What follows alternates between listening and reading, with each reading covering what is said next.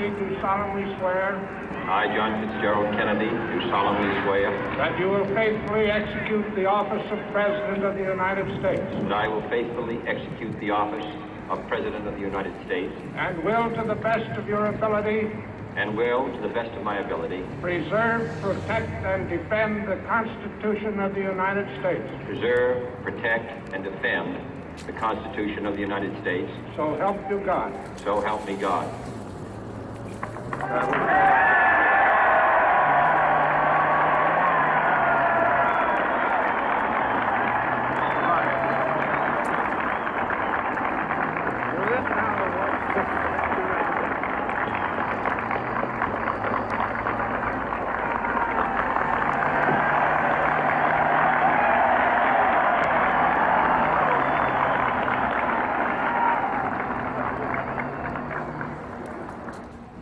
Vice President Johnson, Mr. Speaker, Mr. Chief Justice, President Eisenhower, Vice President Nixon, President Truman, Reverend clergy, fellow citizens. We observe today not a victory of party, but a celebration of freedom, symbolizing an end as well as a beginning, signifying renewal as well as change. For I have sworn before you and Almighty God the same solemn oath our forebears prescribed nearly a century and 3/4 ago. The world is very different now, for man holds in his mortal hands the power to abolish all forms of human poverty and all forms of human life. And yet the same revolutionary beliefs for which our forebears fought are still at issue around the globe. The belief that the rights of man come not from the generosity of the state, but from the hand of God. We dare not forget today that we are the heirs of that first revolution. Let the word go forth from this time and place to friend and foe alike that the torch has been passed to a new generation of Americans born in this century, tempered by war, disciplined by a hard and bitter peace, proud of our ancient heritage, and unwilling to witness or permit the slow undoing of those human rights to which this nation has always been committed and to which we are committed today at home and around the world.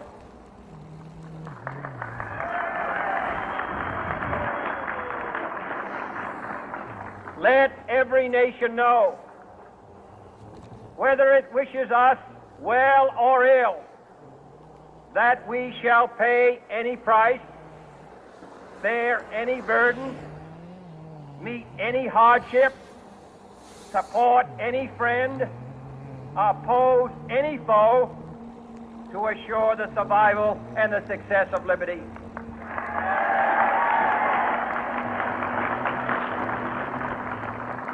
This much we pledge and more.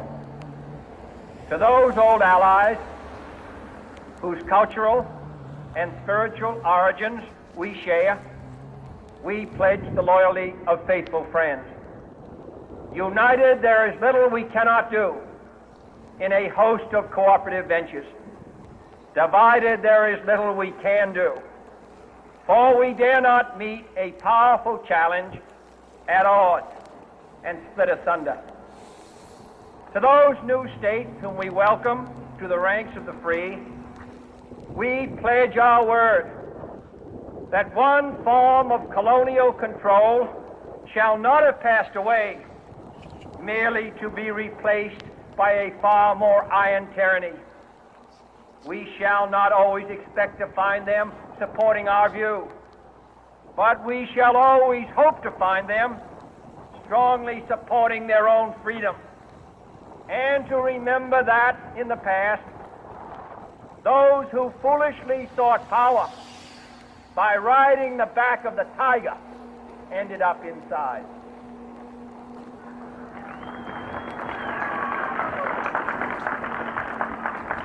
To those people in the huts and villages of half the globe, struggling to break the bonds of mass misery, we pledge our best efforts to help them help themselves. For whatever period is required, not because the communists may be doing it, not because we seek their votes, but because it is right. If a free society cannot help the many who are poor, it cannot save the few who are rich.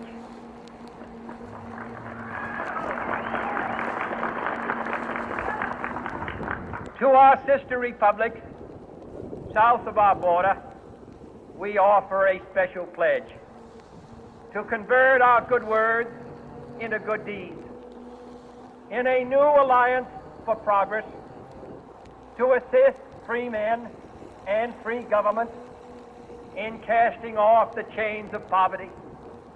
But this peaceful revolution of hope cannot become the prey of hostile powers.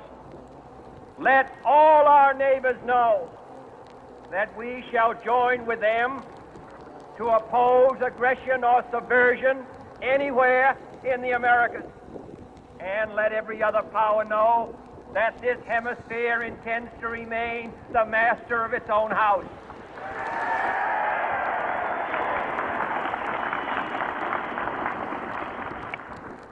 To that World Assembly of Sovereign States, the United Nations, our last best hope, in an age where the instruments of war have far outpaced the instruments of peace, we renew our pledge of support to prevent it from becoming merely a forum for invective, to strengthen its shield of the new and the weak, and to enlarge the area in which its writ may run.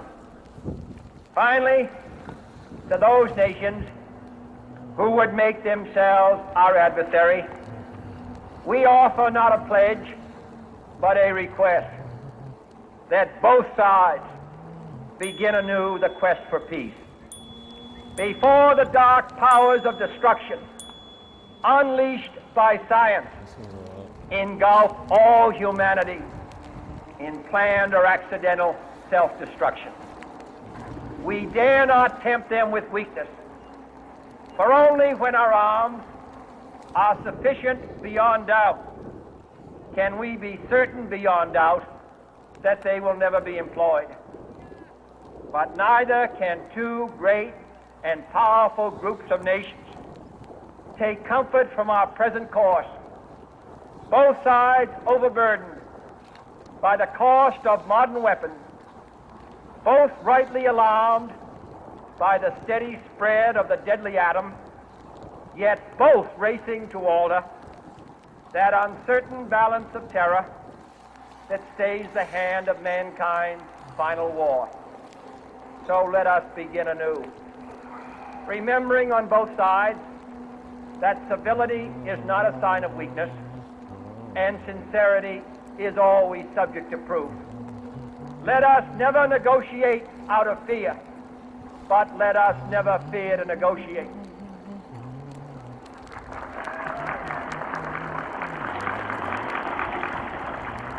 Let both sides explore what problems unite us, instead of belaboring those problems which divide us. Let both sides, for the first time, formulate serious and precise proposals for the inspection and control of arms, and bring the absolute power to destroy other nations under the absolute control of all nations.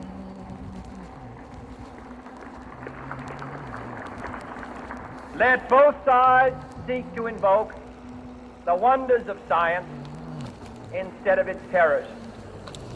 Together, let us explore the stars, conquer the desert, eradicate disease, tap the ocean depth, and encourage the arts and commerce.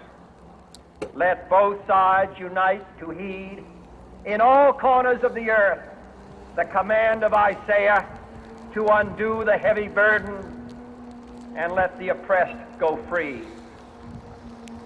And if a beachhead of cooperation may push back the jungle of suspicion, let both sides join in creating a new endeavor, not a new balance of power, but a new world of law, where the strong are just, and the weak secure, and the peace preserved. All this will not be finished in the first 100 days, nor will it be finished in the first 1,000 days, nor in the life of this administration, nor even perhaps in our lifetime on this planet. But let us begin.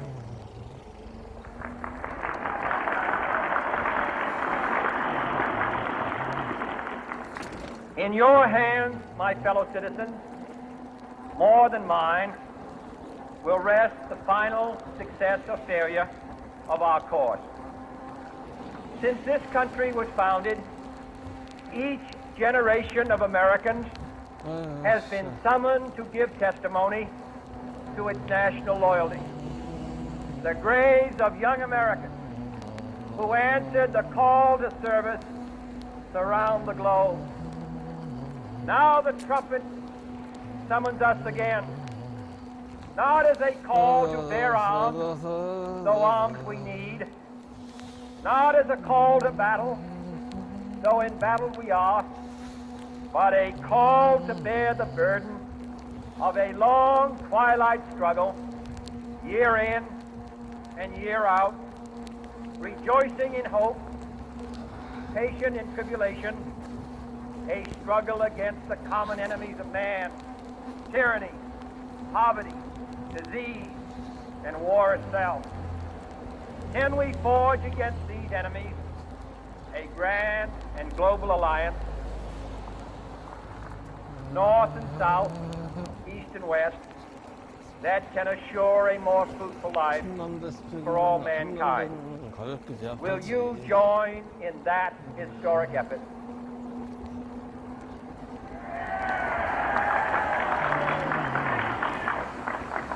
In the long history of the world, only a few generations have been granted the role of defending freedom in its hour of maximum danger. I do not shrink from this responsibility. I welcome it.